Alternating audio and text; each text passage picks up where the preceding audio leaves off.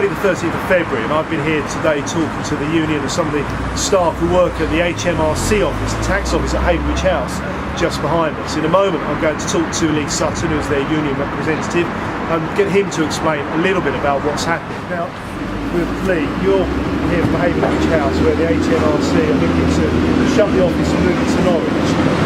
How many members have you got, and how do they feel about that at the moment? We've got over 100 members who work in Havenbridge House. They're really upset with the decision. They spent weeks and weeks building strong cases for the retention of the office. They made it quite clear that the economics of Great Yarmouth were such that to close the office would have a detrimental impact on the town. They put a huge amount of effort in it, and they spoke to people like myself about issues, and yet the decision came back from HMRC that no, we will carry on and close this office, and they gutted it, and they're really upset. We had one member of staff actually phone, even tears, their local media, just sobbing about the impact it would have on her personal circumstances. And does the case they've come back with, you've seen the papers, is there an economic case that shows that Havenbridge House is uneconomical, or do you think it is an economical place to keep going? Okay, well, we challenge the figures that HMRC put across. We put in our own proposal saying you can save money by releasing redundant administrators. None of the argument that we put in has been challenged by HMRC. They were effectively refused to comment, but they actually haven't put a good business case forward for Havenbridge House. Okay, and if people are watching the webcast and want to give some support to 140 odd staff that are at Havenbridge House, what would you say to them? What can people do to support the work you're doing to keep Havenbridge open?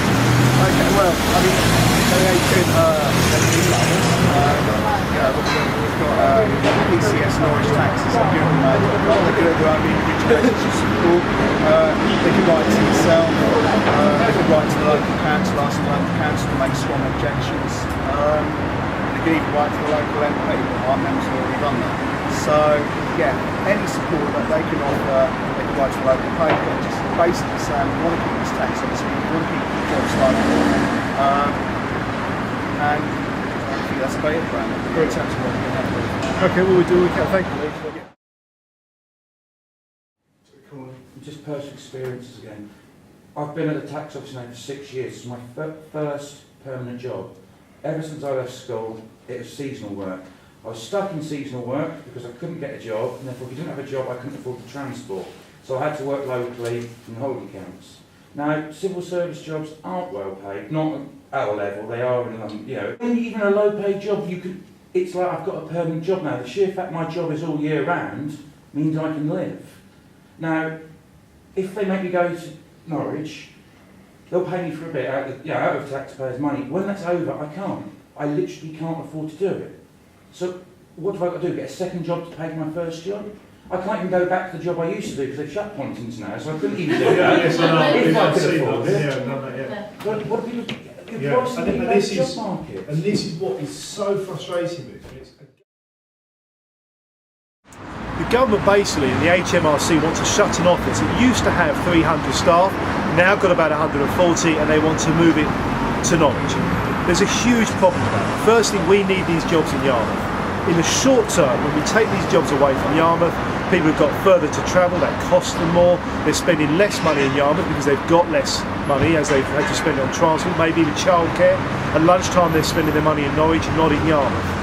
In the medium term, those people either retire, get fed up with the journey and look to work locally in Yarmouth. And when those jobs are replaced, they're not replaced here in Yarmouth. They're replaced by people who live near with easy access to Norwich. So those jobs in the medium term will be lost to Great Yarmouth residents completely.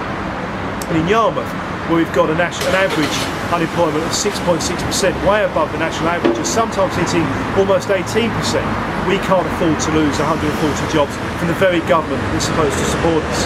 In the long term, the really big problem is that people stop living in a rural area of around Yarmouth. Because instead of living in and around Yarmouth where there's work, they'll move closer to where the work is.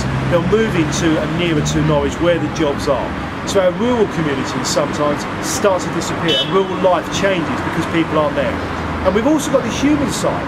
If you are travelling early and getting back late because your job's now in Norwich, up to an hour away instead of a few minutes away, when you are at home with the family, you've got less quality time, you're tired, and it has a huge impact on our social life.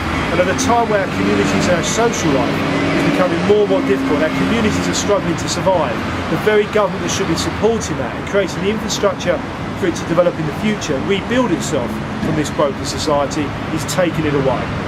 When they're saying they want to create 100,000 new jobs, taking 140 away, the largest government office for the HMRC in the country they're closing, for an area like Great Yarmouth that needs regeneration, just doesn't add up.